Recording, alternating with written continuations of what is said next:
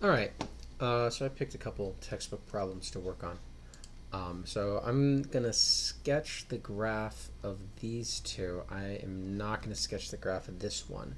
So in fact, let's do this one first. So if f of x is x minus 1 times e to the negative x, and I want to find its local extrema, so the first thing I need to do is I need the derivative. So to find the derivative of this function, I'm going to use the product rule. So the derivative of x minus 1 is 1, and the derivative of e to the negative x is negative e to the negative x. So the derivative of the product is 1 times e to the negative x plus x minus 1 times negative e to the negative x. And I can do some arithmetic. That's e to the negative x minus x e to the negative x plus e to the negative x. So you end up with 2 e to the negative x minus x e to the negative x, which is the same thing as 2 minus x e to the negative x. Now the reason I do that is the next step is going to be to find the critical values. So I'm going to set the derivative equal to 0. But if 2 minus x times e to the negative x equals 0, either x minus 2 is 0 or e to the negative x equals 0. And this is impossible because exponential functions are always positive. So this is the only possible critical value of x equals 2. So then I can make a number line, and here's a 2. So 2 minus x times e to the negative x. So I'm going to try 0, and I'm going to try 4 as critical values. So if you plug in 0, you're going to get 2 times e to the 0, which is 2, which is a positive number. So that means the graph is increasing. But if you plug in 4, you're going to get negative 2 times e to the negative 4, which is a negative number, so the graph is decreasing. So that means that x equals 2 is a local maximum. Hold on a second. I'm going to open Desmos in a window, and we can just double check this. All right. So it's graphed over here. It's a little hard to see, so I'm going to change the y scale. Let's try 0 and 1.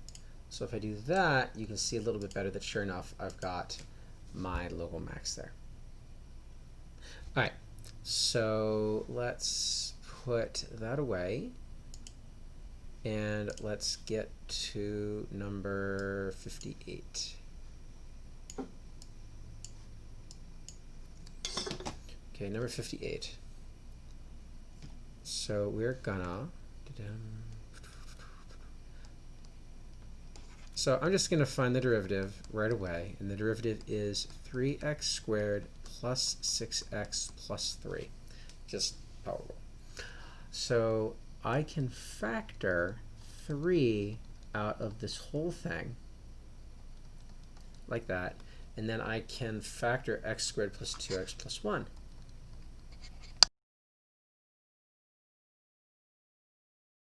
Right.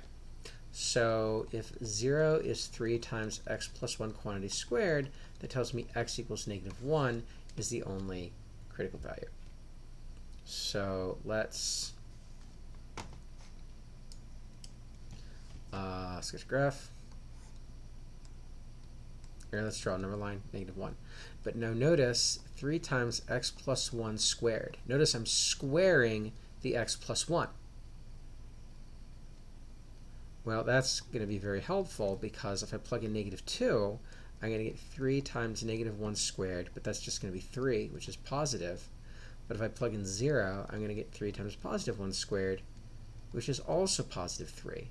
So this function is always increasing. And so in fact, we don't have there's no extrema here.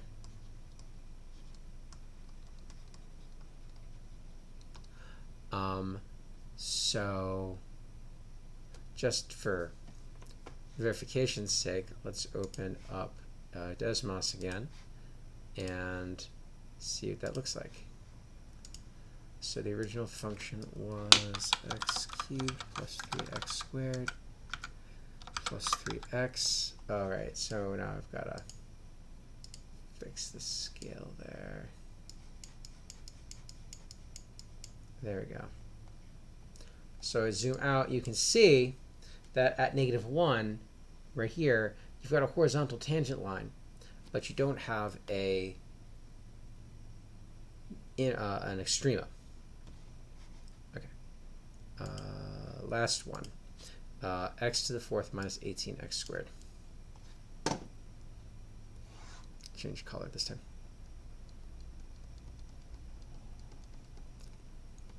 So this is f. So then f prime is 4x cubed minus 36x. All right. So 4 and x are factors of both terms. If you pull it out of the first term, it leaves you with x squared. If you pull it out of the second term, it leaves you with 9. And x squared minus 9 is one of those difference of squares again. So this is 4x times x plus 3 times x minus 3. So if I set this factor equal to 0, I get x is 0. If I set this one, I get x is -3. And if I set this one, I get x is +3. So I've got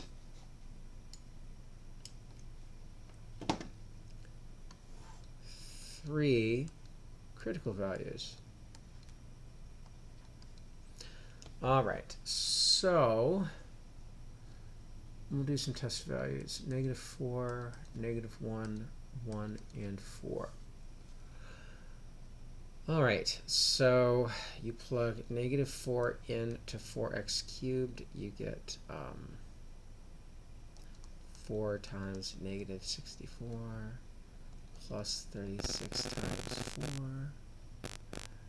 That is equal to -256 plus 144, which is some sort of negative number.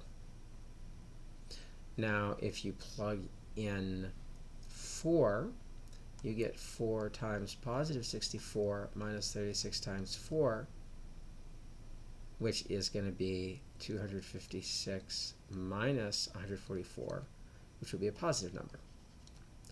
If I plug in -1, I get 4 times -1 plus 36, which is a positive number. If I plug in 1, I'm going to get 4 minus 36, which is a negative number. So that tells me that the graph of my function is going to go something like this. You're going to have -3, 0, and 3.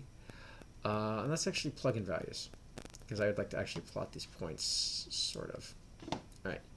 So f of -3 is -3 to the 4th minus 18 times -3 squared, which is 81 minus 18 times 9, which is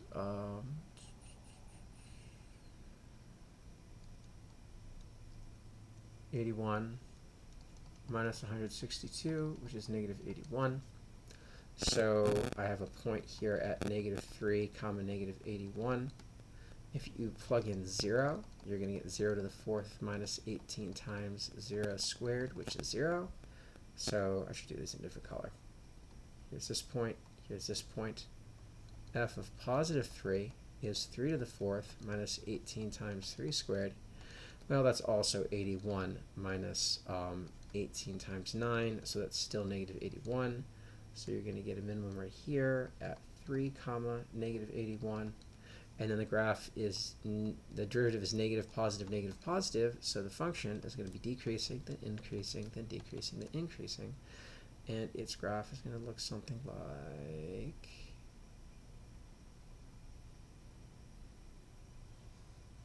that. And just to verify, let's turn Desmos back on. Let's see, this was x to the 4th minus 18x squared. My window's all screwed up.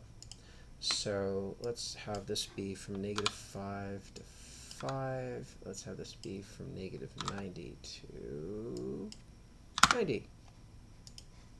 There you go. I mean, the graph on Desmos is much nicer than my drawing, but it's pretty good. Anyway, so that is the basic idea.